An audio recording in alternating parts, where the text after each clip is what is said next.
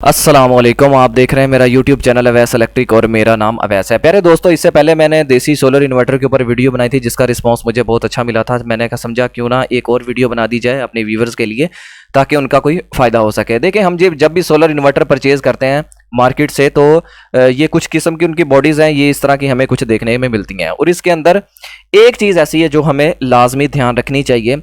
हम देखते हैं कि हमारा जो सोलर इन्वर्टर है उसके अंदर कैपेसिटर भी बड़ा लगा होता है, छोटे कैपेसिटर भी लगे होते हैं पावर फैक्टर को इंप्रूव करने के लिए, टार्क लोड को बर्दाश्त करने के लिए, कॉइल भी लगी होती है फिल्टर करने के लिए, IGBTs भी लगे होते हैं। ठीक है जी, ये सारी चीज़ें हमारे सोलर इन्वर्टर के अंदर जो हैं वो लगी होती हैं। लेकिन एक चीज़ ऐसी है जो हमारे सोलर इन्वर्टर की किट में देखने में नहीं मिलती, लेकिन कुछ सोलर इन्वर्टर ऐसे हैं जिसके अंदर लगी होती है, लेकिन वो सिर्फ एक लगी होती है। उसका नाम है ब्रिज रेक्टिफायर। ये मैं इसी की बात कर रहा हूँ। ये एक ऐसा कंपोनेंट है जो AC बिजली को DC में कन्वर्ट करता है और अगर हम इसको DC सप्लाई इन करें और ये आगे से फिर भी DC सप्लाई ही देगा। अब ये AC DC क्या होता है, ये मेरे इलेक्ट्रिशियन हजरात या जो माहिरान हजरात हैं उनको पता होगा। जो हमारे बिजली घरों में इस्तेमाल होती है वो AC बिजली होती है और जो सोलर प्लेटों की बिजली होती है, जो हमारी बैटरियों की बिजली होती है, उसको हम DC बिजली कहते होते हैं। ठीक है, DC करंट कहते होते हैं, यानी कि डायरेक्ट करंट। जो AC बिजली होती है उसको अल्टरनेटिंग करंट कहते हैं। तो ये एक ऐसा पुर्जा है जो हमारे सोलर इन्वर्टर के अंदर कुछ में इंस्टॉल होता है, कुछ में इंस्टॉल नहीं होता। ठीक है, लेकिन ज्यादातर में ये इंस्टॉल पुर्जा नहीं होता।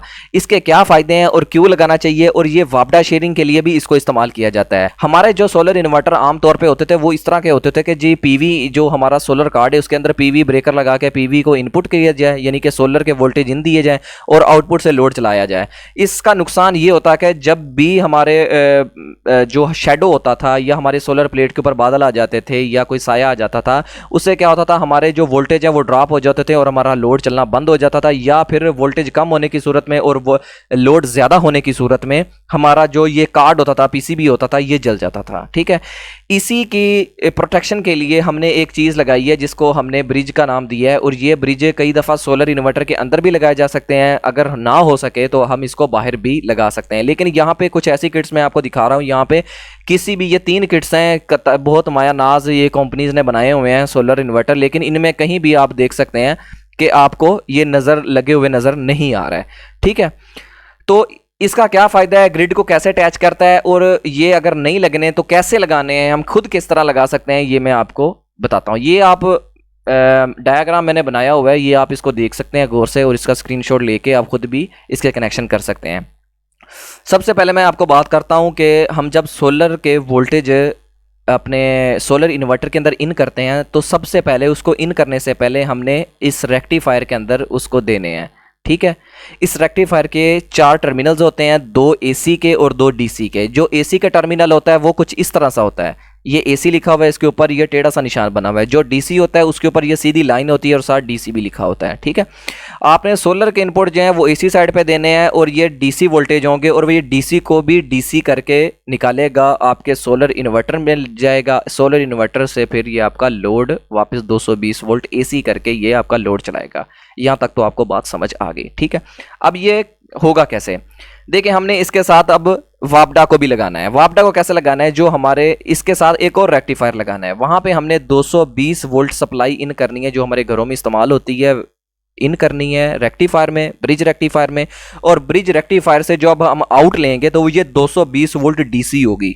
ये बहुत खतरनाक DC वोल्टेज होंगे, इसको अपने हाथ नहीं लगाना। ठीक है, ये 220 वोल्ट DC होंगे, ये उसी जगह पे जाके अटैच होंगे जहां पे हमारी सोलर की तारें जो अटैच हुई हैं ये वहां पे लगेंगे। लेकिन आपने जमा और मनफी का खासकर ख्याल रखना है, अगर ये उल्टे सीधे हो गए तो यहाँ पे नुकसान हो सकता है, और अगर हम यहाँ पे उल्टा सीधा लगाएंगे तो यहाँ पे नुकसान नहीं होगा। कैसे नुकसान नहीं होगा इसका मैं आपको आगे जाके बताता हूँ। जब हम 220 वोल्ट यहाँ पे ब्रिज रेक्टिफायर में देंगे तो ये उस 220 AC वोल्टेज को DC में चेंज कर देगा और DC वोल्टेज यहाँ पे जाके अटैच हो जाएंगे और यहाँ से ये कार्ड में चले जाएंगे और हमारा जो सोलर इन्वर्टर है ये बंद नहीं होगा। जैसे ही हमारे सोलर पैनल के ऊपर शेडो आएगा, डीसी वोल्टेज कम हो जाएंगे। जैसे ही डीसी वोल्टेज कम हो जाएंगे, हमारे सोलर पीसी इन्वर्टर के अंदर जो पीसीबी लगा होता है, इसके ऊपर कुछ सेंसर वगैरह लगे होते हैं, कुछ आईसी वगैरह लगे होते हैं। वो उस आईसी जो होंगे वो उस वोल्टेज को सेंस करेंगे। जिससे जैसे ही सेंस करेंगे तो ये एसी वोल्टेज को ये ले लेगा। लेकिन इसकी फर्स्ट प्रायोरिटी जो है वो है डीसी वोल्टेज, सोलर पैनल की वोल्टेज। उसके बाद जो सेकंड प्रायोरिटी है वो है इसकी वापडा शेयरिंग। ठीक है, ये इस सिस्टम के इसके सारा कुछ अंदर ही लगा होता है। अभी बात करते हैं कि इसका फ़ायदा क्या है। देखें, जब भी हम किसी सिस्टम में रेक्टिफायर को लगाते हैं, इसका सबसे बड़ा फ़ायदा ये है कि जिस तरह के पैनल के वोल्टेज कम होंगे तो ये वापडा पे शिफ्ट होकर आपका सोलर वापडा से चला देगा।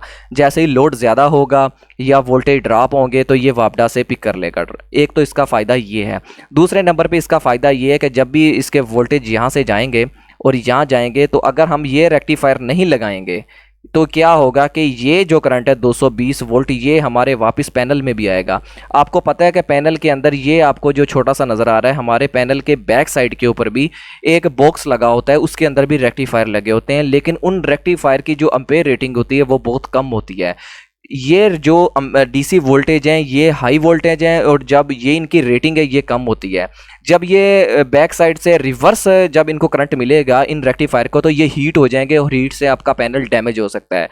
नंबर 2, इसका फ़ायदा ये है कि ये जो डीसी वोल्टेज है इनको ये वापस नहीं आने देता रेक्टिफायर। इसके बाद इसका एक और बहुत बड़ा फ़ायदा ये है कि जब भी हम सोलर की तारें लगाते हैं, हम हो सकता है कि हम जमा माइनस को उल्टा सीधा भी लगा सकते हैं, कई दफ़ा हमें नहीं पता चलता। तो इस रेक्टिफायर को डीसी वोल्टेज की साइड पे रेक्टिफायर लगाने का फ़ायदा एक ये भी है कि अगर हम साइडें उल्टी सीधी इसकी प्रायोरिटी जो है ऊपर नीचे करेंगे, एक साइड को करेंगे, या जमा की जगह मनफी लगा देंगे, मनफी की जगह जमा लगा देंगे, तो ये आगे करंट नहीं देगा। क्योंकि इसके अंदर सर्किट इस तरह से डिज़ाइन किया होता है कि इसको हम जमा की जगह जमा और मनफी की जगह मनफी देंगे तो ये आगे करंट पास करेगा, अदरवाइज़ ये रेक्टिफायर करंट पास नहीं करेगा। तो कुछ लोग क्या करते हैं, छोटे छोटे ब्रिज लगा देते हैं, सिर्फ नाम का ब्रिज लगा देते हैं इसके अंदर कि जी हमने ये इसको रिवर्स रोकने के लिए भी इसके अंदर ब्रिज लगाए हुए हैं। लेकिन आपने 1000 वोल्ट कम से कम 60 एम्पेयर और ज़्यादा से ज़्यादा 100 एम्पेयर का ये ब्रिज आपने मार्केट से परचेज़ करके इसको लाजमी अपने सोलर इन्वर्टर के अंदर इंस्टॉल करना है। और जब भी आपने सोलर इन्वर्टर लेने जाना है, आपने ये बात लाजमी ध्यान रखनी है कि उसके अंदर ब्रिज लगे हुए हैं। क्योंकि कुछ कंपनियां एक ब्रिज लगा देती हैं सिर्फ वापडा वाली साइड पे, जबकि डीसी साइड पे या जहाँ पे पीवी इनपुट करते हैं वहाँ पे हम रेक्टिफायर नहीं लगाते, वहाँ पे हम ब्रिज नहीं लगाते। तो ये बहुत बड़ा नुकसान होता है, क्योंकि जब आपके वोल्टेज यहाँ से बाईपास होंगे तो वो वापस भी आ सकते हैं आपके पैनल की तरफ, आपके पैनल को भी डैमेज कर सकते हैं। अगर आपका वहाँ कोई ज्वाइंट हुआ तो उसको भी आघात लगने का खदशा है और वो आपको शॉर्ट भी लग सकती है।